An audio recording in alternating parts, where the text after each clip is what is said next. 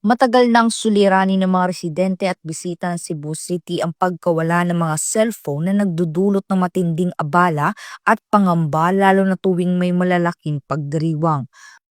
Around 10 p.m. sa Fantasman niya kanang pag street dancing ato kay disco lagi kayo din daghan kay sa nanugtaw. Na ay ako ang cellphone busy mi ato picture paguna dahil pagkataod-taod kay ako ra siya ibutang sa akong bulsa. Kay wala na ako kaso sa akong bag then pagkataod-taod kay after 5 minutes jud nawagtang jud siya kay magpicture pa ta mi ato kaduha na.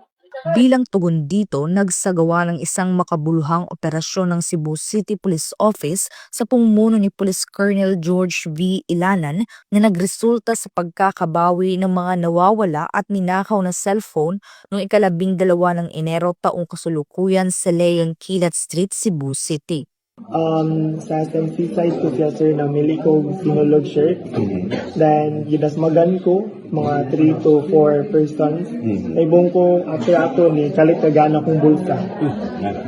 Nga nawala na dayon. Ato mga nadasmag na ko ni kalit ato sila kawala. Batay sa paunang investigasyon, hindi lahat ng mga nakuwang cellphone ay nawala o ninakaw noong Sinulog Festival. Ang ilan sa mga ito ay naiulat na nawawala bago at matapos ang nasabing selebrasyon. Atay kuyo kanina, upat ka complainant kay puro nititik diri sa location ang ilang iPhone. So, atong although na resistance sa tagiya, apalikuan mo ko ni repair, they repair cellphone but they are also access mamaligya o cellphone. So, mamalit sa ni sila o pinaligya. Specifically, iPhone. So, atong sa dugay nga inistorya, atong gingnan niya, ikuha na to nga, atong tanawon na to, inspector na to ang ilang establishment o ang katong mga rooms dito sa second floor. O dito, naka-recover mga cellphone dito sa second floor sa rooms.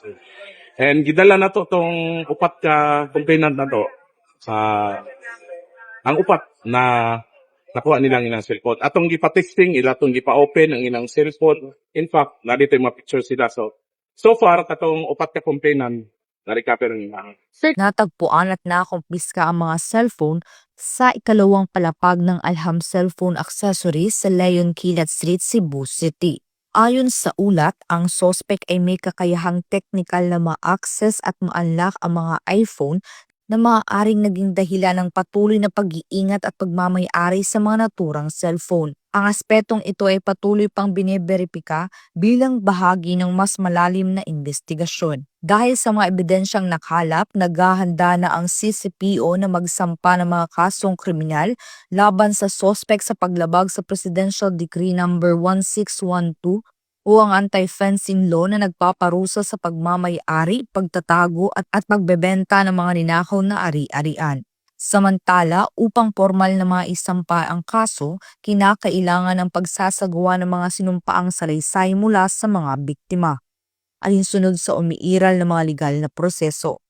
Ang mga apektadong individual ay kasalukuyang kinokontak at hinihikayat na makipagtulungan sa pamamagitan ng pagsusumite ng kinakailangang affidavit. Pasalamat ko sa mga police, labi na kay Mr. George Ilanan. Tungod nila na mabalik sa ako ang akong phone. Sure jud ko nga naato diri akong phone. Muling pinagtitibay ng Cebu City Police Office ang kanilang matibay na pangako sa kaligtasan ng publiko, pag-iwas sa krimen at pananagutan. Ipaninguhag yun na ito ma-prevent ang crimes. And if ever ang crime makomit diri sa Cebu, dili na kutob sa platter ang atong kapulisan sa Cebu City Police Office. Pangitaon yun na mo ang nagbuhan sa krimen. And this is a basic example sa atong isip. Pangitaon yun na to. Basig ato lang atong mga kuhan niya, gumanong platter, kumana, dili, we are doing an intensive follow-up operation.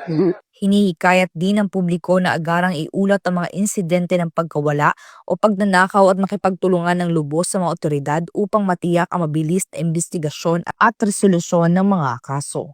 Mula dito sa Cebu City, ako ang inyong Police News Network Correspondent, Patrolwoman Judith Nicanor, alagad ng batas, tagataguyod ng Balitang Pulis.